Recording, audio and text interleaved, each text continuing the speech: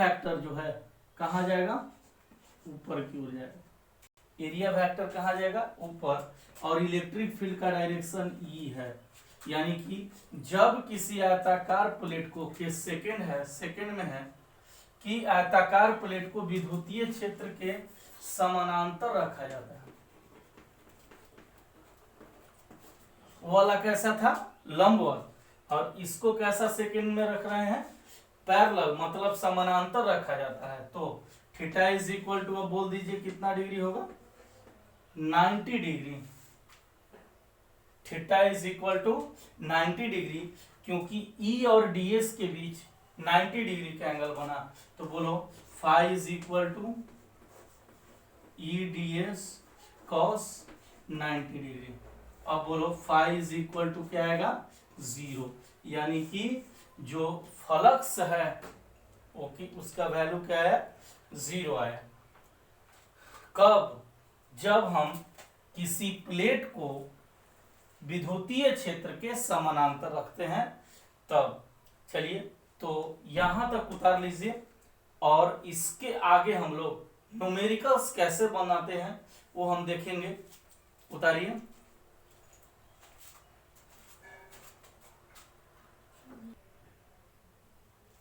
देखिए हम लोग न्यूमेरिकल्स कैसे बनाते हैं ये देखते हैं। Phi is equal to E D S cos theta होता है, ये फॉर्मूला हमारे पास है। फॉर्मूला ही हमको सबसे पहले फॉर्मूला पर कमांड करना है, इसके बाद न्यूमेरिकल्स कैसे बनता है वो हम लोग बनाते हैं। जैसे आपसे कहेगा कि क्वेश्चन लिखिए, तो फर्स्ट क्वेश्चन देखिए, यदि 2 इंटू 10 के पावर -5 न्यूटन पर कूलम, यदि 2 इंटू 10 के पावर माइनस न्यूटन पर कूलम वाले विद्युतीय क्षेत्र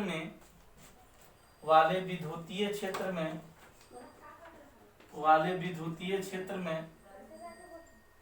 किसी आयताकार प्लेट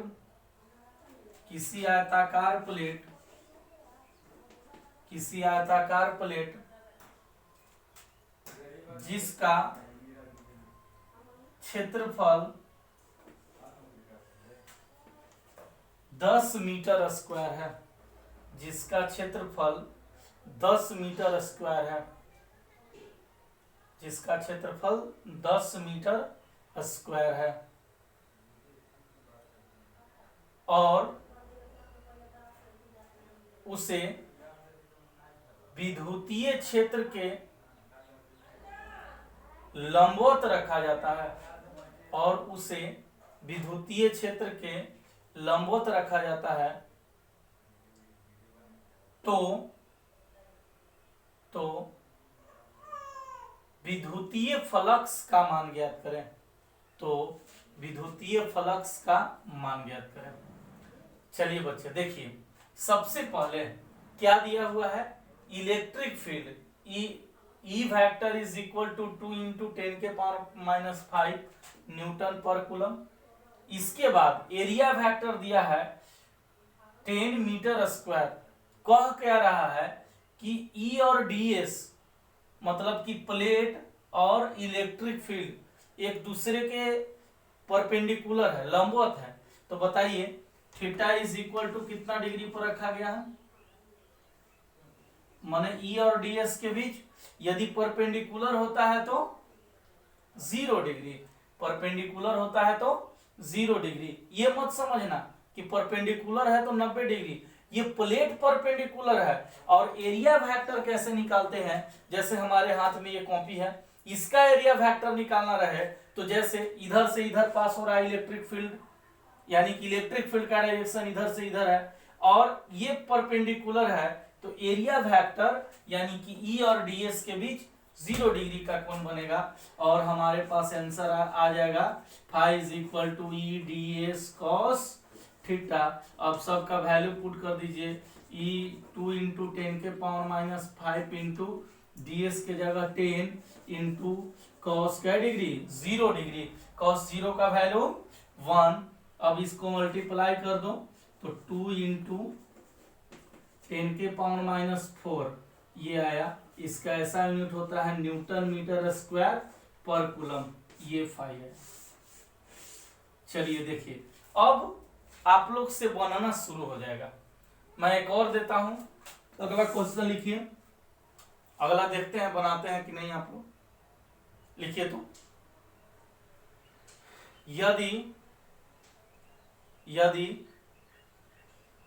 किसी वृत्ताकार प्लेट का क्षेत्रफल, यदि किसी वृत्ताकार प्लेट का क्षेत्रफल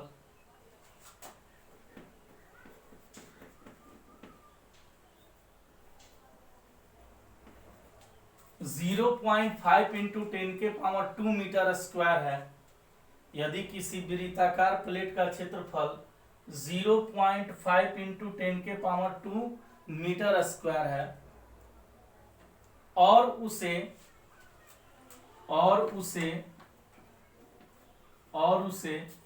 एक समान विद्युतीय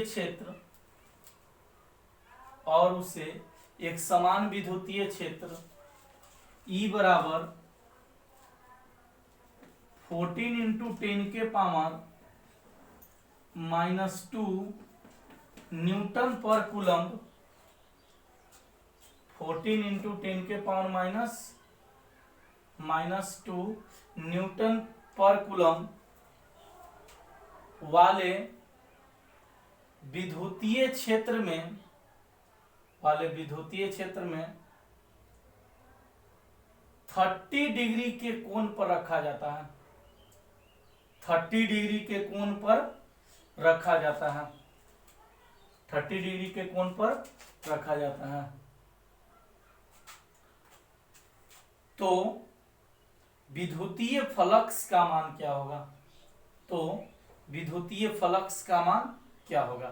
चलिए यहां ध्यान दीजिए।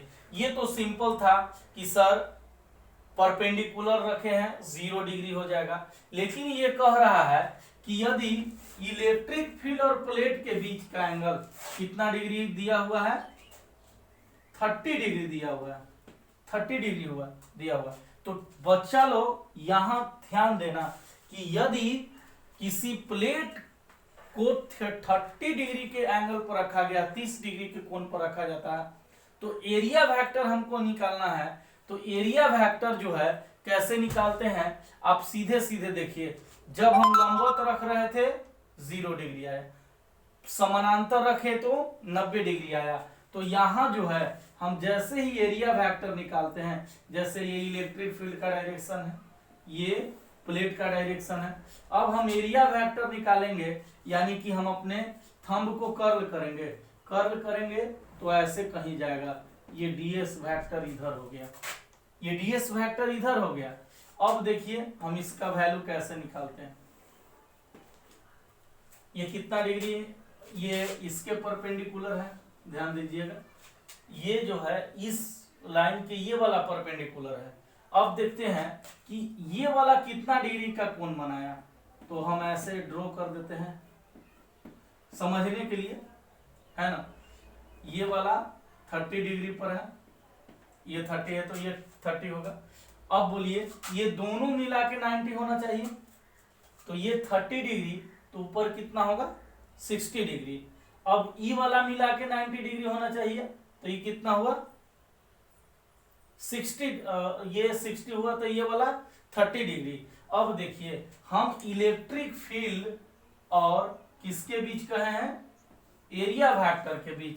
तो कितना डिग्री का एंगल आया? 90 इधर और 30 कितना आया? हाँ 120। फिर से समझिए, जैसे हम इस प्लेट को ऐसे यदि रखते हैं तो समानांतर हो जाता, हम ऐसे रखते हैं तो लंबवत हो जाता, लेकिन हम ऐसे रखे हैं तो एरिया वेक्टर इधर जाएगा। एरिया वेक्टर किधर जाएगा? इधर। इसीलिए थीटा के जगह कितना डिग्री होगा? 120, 120। फिर से समझा देते हैं इसको, फिर से समझिए। मेन एंगल ही निकालना होता है। एंगल निकालने चला आया, आप समझ गए कि ये बन जाएगा। जैसे हम इस प्लेट को ऐसे रखें, अब ये कितना डिग्री है 30 डिग्री, तो ये जाहिर सी बात है कि 60 डिग्री होगा। अब एरिया वेक्टर निकालेंगे तो इसके परपेंडिकुलर ऐसे आएगा ds, है ना। तो अब बोलो 30 डिग्री और 60 डिग्री, अब बोलो यहां से ये परपेंडिकुलर है तो ये वाला कितना आएगा 30 डिग्री, तो ये टोटल कितना आया 120 डिग्री।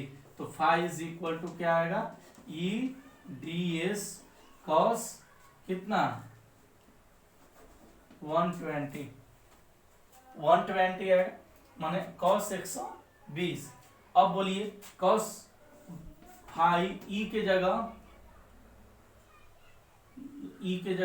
14 इंटू 10 के पावर -2 इंटू ds के जगह 0.5 इंटू 10 के पावर 2 और cos 120 डिग्री का वैल्यू 120 डिग्री का वैल्यू बताइए कितना होगा। चलिए देखिए 120 डिग्री का वैल्यू जो है माइनस में होता है -1/2 होता है, माइनस कितना होता है 1/2। अब इसको सोल्व कर लेंगे और जितना फाई का वैल्यू आएगा उतना लिख देंगे। फ्लक्स को नेगेटिव में भी लिखेंगे, लेकिन यदि उसका वैल्यू पॉजिटिव केवल ऑप्शन दिया हुआ है तो केवल पॉजिटिव लिखेंगे। चलिए इसको सोल्व कर लेंगे, उतार लीजिए। हम लोग अभी सीखे कि कैसे निकालते हैं उसका एंगल किसके बीच ई और ds के बीच। यदि इसमें भी कोई प्रॉब्लम होगा तो फिर आप बार बार वीडियो देख के धीरे धीरे आप समझना शुरू करेंगे। हमको मेन मकसद आपको समझाना रहता है, रटवाना नहीं। आप समझ जाइएगा, उससे थोड़ा सा भी हाई लेवल करेगा आप आराम से बना दीजिएगा। आज इलेक्ट्रिक फ्लक्स यदि जितना बताए हैं उतना पर कमांड हो गया तो आप समझिए कि चाहे जनरल कंपटीशन का तैयारी करिए या आईएएस लेवल का क्वेश्चन है, अब आपको उससे डर खत्म हो जाएगा धीरे धीरे। जैसे 3-4 टाइप मैं अपने मन से बता देता हूँ और जिसपे आपको पूरी कमांड होनी चाहिए। यदि पूरा कमांड कर लिए तो आपको एक भी क्वेश्चन मिस नहीं करेगा। चलिए एक और क्वेश्चन लिखिए, आप होमवर्क लिखेंगे SW में लिखेंगे, ये आप कमेंट करके बताएंगे कि आंसर आया कि नहीं। चलिए लिखिए तो, यदि एक समान विद्युतीय क्षेत्र vector E is equal to 2i cap plus 3j cap minus k cap into 10 के पावर -5 न्यूटन पर मीटर, यदि एक समान विद्युतीय क्षेत्र E बराबर 2i cap plus 3j cap minus k cap into 10 के पावर -5 न्यूटन पर कूलम्ब में किसी प्लेट को रखा जाता है जिसका area vector i cap minus 2j cap into 10 के पावर 2 मीटर स्क्वायर है, इंटू 2 मीटर स्क्वायर है। तो